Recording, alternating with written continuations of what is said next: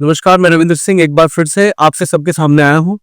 और जैसे कि मैंने बताया था कि विनायक सीरीज के कॉन्सेप्ट के आधार पर हम ये जानेंगे कि 12th क्लास के बैच के जितने भी इंपॉर्टेंट क्वेश्चन है वो हम समझने का प्रयास करेंगे। जिसमें कि मैंने बताया था कि हमारा जो कॉन्सेप्ट रहने वाला है वो चैप्टर वाइज रहने वाला है। उसमें चाहे वो इंटीग्रेशन हो, डिफरेंशिएशन हो, आपका मैट्रिक्स डिटर्मिनेंट से जो भी पार्ट है वो आपको चैप्टर वाइज मिलने वाले हैं। और इस सीरीज में आपको केवल और केवल इंपॉर्टेंट क्वेश्चन मिलेंगे जो प्रीवियस ईयर क्वेश्चन के आधार पर मैंने सेलेक्ट किए हैं। इसमें कि आज का हमारा क्वेश्चन रहने वाला है I बराबर x square tan inverse x की पावर 3 अपॉन 1 प्लस एक्स की पावर 6। और ये बहुत ज्यादा इंपॉर्टेंट क्वेश्चन है। तो आइए देखते हैं इसको कैसे करना है। सबसे पहले क्या करेंगे, लेट t बराबर मानेंगे आप टेन इनवर्स एक्स की पावर 3, टेन इनवर्स एक्स की पावर 3 आप t मानेंगे। जैसे कि मैंने बताया हमेशा कि जब हम t मानते हैं उस दौरान हमें डिफरेंशिएशन करना पड़ता है। ठीक है, तो वही करेंगे इसमें, वो भी किसके, x के सापेक्ष। तो dt अपॉन dx रहने वाला है और इधर टेन इनवर्स x की पावर 3। ध्यान रहे ये टेन इनवर्स जो x की पावर 3 है ये tan का ही फंक्शन है। इसका फंक्शन है n का ही ये फंक्शन है। तो इसमें टेन इनवर्स x जो कि हम जानते हैं कि टेन इनवर्स x का जो डिफरेंशिएशन होता है वो 1 अपॉन 1 प्लस एक्स स्क्वायर होता है। कितना होता है, 1 upon x 1 plus x square होता है। तो यहाँ पर हो जाएगा तुम्हारा 1 अपॉन 1 प्लस एक्स की पावर 3 का स्क्वायर इनटू, अब बात करेंगे हम, देखो एक्स की पावर 3 इसका भी डिफरेंशिएशन होना है। यानी कि एक्स की पावर 3 का जो डिफरेंशिएशन हो जाएगा कह रहे बच्चों वो हो जाएगा 3x स्क्वायर, यानी किसके आधार पर, एक्स की पावर n। एक्स की पावर n का जो फॉर्मूला होता है वो होता है n इंटू एक्स की पावर n माइनस 1। इसके आधार पर ही हमने एक्स की पावर 3 का डिफरेंशिएशन किया है। यानी कि ये हो जाएगा आपका 3x स्क्वायर और ये हो जाएगा dx हो जाएगा। कितना हो जाएगा, सॉरी 3x स्क्वायर हो जाएगा। अब हमारे पास यहाँ पर dx लिखा होता है, हम क्या करेंगे dt की वैल्यू, यानी कितना हो जाएगा, dt बराबर हो जाएगा अपॉन 3 हो जाएगा यहाँ पर, ये होगा आपका x square dx upon 1 plus x की पावर 6 हो जाएगा। क्लियर, आई होप आपको समझ में आ रहा होगा। तो dt अपॉन 3 ये वैल्यू किसकी हो जाएगी, x square dx upon 1 plus x की पावर 6 की वैल्यू हो जाएगी। यानी कि i बराबर हो जाएगा आपका इंटीग्रेशन, देखो टेन इनवर्स एक्स की पावर 3 इसका मतलब क्या है, t है इसका मतलब, ऑन ये x square dx upon 1 plus x की पावर 6 इसका मतलब कितना है, dt अपॉन 3 होने वाला है। तो यानी कि हम क्या करेंगे, i बराबर 1 अपॉन 3 बाहर आ जाएगा, इंटीग्रेशन यहाँ पर हो जाएगा t dt। अगर मैं t के इंटीग्रेशन की बात करूंगा तो t का इंटीग्रेशन यानी कि 3 की पावर 1 के आधार पर होगा, यानी कि इसका इंटीग्रेशन आ जाएगा i बराबर 1 अपॉन 3 और t का हो जाएगा कितना, t स्क्वायर अपॉन 2। फिर i बराबर 1 अपॉन 3 t स्क्वायर अपॉन 2, यानी i बराबर 1 अपॉन 3 इंटू t की वैल्यू कितनी है, टेन इनवर्स x की पावर 3 का स्क्वायर अपॉन 2, यानी कि ये वाला प्लस c, और ये इसका आंसर हो जाएगा। आइए देखते हैं अगला प्रश्न। प्रश्न दिया हुआ है i बराबर 1 प्लस log x का होल स्क्वायर अपॉन x और दिया हुआ है dh। क्वेश्चन काफी इंपॉर्टेंट है, 2013, 15, 18 और 22 में आया हुआ है। तो आइए देखते हैं किस प्रकार से इस प्रश्न को करना है। सबसे पहली बात है लेट t बराबर आप मानने वाले हैं 1 प्लस log x। t बराबर कितना रहने वाला है, log x रहने वाला है। ठीक है बच्चों, अब जब t, मैंने बताया था कि जब t मानते हैं तो उस दौरान आपको डिफरेंशिएशन करना पड़ता है, इट मींस अवकलन करना पड़ता है। तो dt अपॉन dx, तो 1 प्लस log x यानी 1 का 0 रहने वाला इंटीग्रेशन मतलब डिफरेंशिएशन, और log x का हो जाएगा 1 अपॉन x हो जाएगा।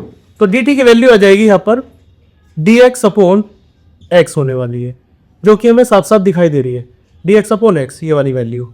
तो i बराबर होने वाला है इधर कि 1 प्लस log x बराबर क्या था, t था, और ये स्क्वायर है तो यहाँ पर हो जाएगा t स्क्वायर इंटू, अब dx अपॉन x ये किसके बराबर है, ये है dt के बराबर। किसके बराबर है, dt के बराबर है। तो इसका इंटीग्रेशन करेंगे तो i बराबर x की पावर n का यहाँ पर इंटीग्रेशन लग जाएगा, x की पावर n t की पावर 3 हो जाएगा, t की पावर 3 अपॉन 3, और t की वैल्यू पुट कर देंगे आप। t की वैल्यू कितनी है, 1 प्लस log x की पावर 3 अपॉन 3 प्लस c, और ये इसका आंसर हो जाएगा। बहुत ही ज्यादा इंपॉर्टेंट क्वेश्चन था, आसान था। आइए देखते हैं अगला प्रश्न। आइए देखते हैं एक और प्रश्न। प्रश्न दिया हुआ है log x इंटीग्रेशन हो जाएगा, करना है इसका। क्वेश्चन आया हुआ है 11 में, 14, 16, 17 और 2019 में आया हुआ है। अब कहीं ना कहीं बहुत ज्यादा इंपॉर्टेंट क्वेश्चन रहने वाला है, लेकिन इस क्वेश्चन को करने के लिए एक छोटी सी ट्रिक है। क्या है? एक ट्रिक है। अगर हम इसको डायरेक्टली सोल्व करने लगे तो इसको सोल्व कर पाना नामुमकिन सा है। तो इसको सोल्व करने के लिए आपको छोटा सा काम करना है बेटा। वो क्या करना है वो देखेंगे अभी, क्योंकि ये ही छोटी सी ट्रिक ही इस क्वेश्चन को इंपॉर्टेंट बना देती है। तो वो ट्रिक क्या है? आई बराबर, इसमें 1 की मल्टीप्लाई होनी है कुल, बस log x dx, ये फर्स्ट फंक्शन और ये सेकंड। बल्कि अभी एक चीज देख लेते हैं। अब इसे फर्स्ट और सेकंड मानने के लिए आपको एक छोटा सा फॉर्मूले की तरफ जाना पड़ेगा। फॉर्मूला है इसका आई लेट। क्या होता है? I let. आई लेट का मतलब क्या होता है कि किस फंक्शन को हम फर्स्ट नंबर पे माने और किसको सेकंड फंक्शन पे डालें, है ना? उसी का थोड़ा ध्यान रखना पड़ता है, किसको हम फर्स्ट नंबर पे डालें और किसको सेकंड नंबर पे डालें। अब जैसे मैं बात करूं आई मतलब हो गया इनवर्स वाले, सेकंड नंबर पर आते हैं लोगरिथमिक, थर्ड पे आते हैं अलजेब्रिक, फोर्थ पे आता है ट्रिग्नोमेट्रिक और लास्ट में आते हैं एक्सपोनेंट्स। एक्सपोनेंट्स मतलब जो डिजिट्स होंगी। ये चीज बस ध्यान रखनी है। इसी के आधार पर आप फर्स्ट इंटू सेकंड को मानते हैं। जैसे अगर मैं इसकी बात करूं तो पहले नंबर पे इनवर्स तो है नहीं इसमें, दूसरे नंबर पर आता है लो, यानी कि अब देखा जाए तो फर्स्ट ये होगा और सेकंड फंक्शन ये होने वाला है। तो बस ये ध्यान रखना है। और जब ये फर्स्ट इंटू सेकंड की बात करेंगे तो फर्स्ट इंटू सेकंड का यहाँ पर इंटीग्रेशन का फॉर्मूला रहने वाला है। वो क्या होता है बता देता हूँ। फर्स्ट इंटू सेकंड डिफरेंस, इसका इंटीग्रेशन क्या होता है वो समझेंगे। पहला फंक्शन एज इट इज, दूसरे वाले का इंटीग्रेशन, दूसरे वाले का इंटीग्रेशन माइनस पहले वाले का डिफरेंशिएशन और दूसरे वाले का इंटीग्रेशन। ये फॉर्मूला है इसका, और ये बहुत ज्यादा इंपॉर्टेंट फॉर्मूला है। अक्सर क्वेश्चनों में यूज किया जाता है जब अच्छे क्वेश्चनों की यदि बात करेंगे तो इस क्वेश्चन को समझेंगे। आई बराबर पहला फंक्शन एज इट इज, पहला मतलब log x ऐसा क्या ऐसी, दूसरे वाले का इंटीग्रेशन। अगर 1 के इंटीग्रेशन की बात करूंगा तो 1 का इंटीग्रेशन होगा हमारा x, क्योंकि फंक्शन हमारा x में दिया हुआ। अगर ये फंक्शन आपका t में दिया होता तो t आ जाता फिर यहाँ पर। तो x में दिया हुआ है तो 1 का इंटीग्रेशन कितना हो जाएगा? x हो जाएगा। प्लस प्लस नहीं आएगा बच्चों, माइनस आएगा। माइनस यहाँ पर लगाइए इंटीग्रेशन, पहले फंक्शन का डिफरेंशिएशन। पहला फंक्शन यानी कि log x, log x का डिफरेंशिएशन कितना होता है? 1/x होता है। कितना होता है? 1/x। अगर मैं दूसरे की बात करूं, दूसरे फंक्शन का क्या करना है? इंटीग्रेशन से दूसरे फंक्शन का इंटीग्रेशन होना है। दूसरा फंक्शन यानी कि 1 का इंटीग्रेशन कितना होगा? x होगा, और फिर इसका टोटल का समाकलन यानी इस वाले फंक्शन का। और आपको दिखाई दे रहा होगा सर x से x कैंसिल हो जाएगा। तो i बराबर यहाँ पर आएगा log x into x minus यहाँ पर आएगा 1 इंटू dx, और 1 का इंटीग्रेशन कितना होता है? x होता है। तो i बराबर हो जाएगा यहाँ पर log x into x minus के x प्लस c, या एक लाइन और बढ़ा सकते हैं इसमें हम x कॉमन लेकर के। x कॉमन लेंगे तो हो जाएगा log x माइनस के 1 प्लस c, और ये इसका राइट आंसर हो जाएगा। आई होप आपको क्वेश्चन समझ में आया होगा। आइए देखते हैं अगला प्रश्न। देखते हैं एक और बेहतरीन सा प्रश्न, जिसमें आज का प्रश्न यानी कि अब नेक्स्ट प्रश्न लेने वाला है क्या? x log x, इसका इंटीग्रेशन करना है। प्रश्न आपका बहुत काफी इंपॉर्टेंट है। 2013, 2015, 2019 यानी कि देखा जाए तो बहुत ज्यादा इंपॉर्टेंट है। काफी समय से नहीं आया, चांसेस है इसके ऐसे क्वेश्चन के आने के। लेकिन करना क्या है? वही first into second function I let के आधार पर, ILATE, inverse, logarithmic, algebraic, trigonometric और एक्सपोनेंट। इनवर्स,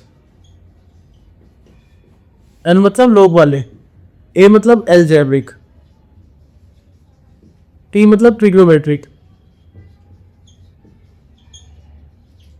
ई मतलब एक्सपोनेंट्स।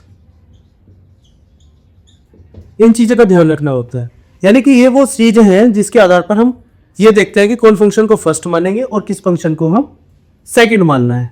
बस ये ध्यान रखना है। अगर इस प्रश्न की बात करें तो इस प्रश्न में जो हम फर्स्ट फंक्शन मानेंगे वो किसको मानेंगे? लॉग वाले, क्योंकि पहले नंबर पे लो इनवर्स है, इनवर्स इसमें नहीं दे रखा। दूसरे नंबर पे लॉग है, लॉग इसमें आया हुआ है, यानी कि फर्स्ट फंक्शन और ये सेकंड फंक्शन। और फॉर्मूला कौन सा लगने वाला है? फॉर्मूला वही फर्स्ट इंटू सेकंड वाला ही लगेगा इसमें। फर्स्ट इंटू सेकंड का फॉर्मूला क्या रहने वाला है? पहला फंक्शन एज इट इज, दूसरे वाले का इंटीग्रेशन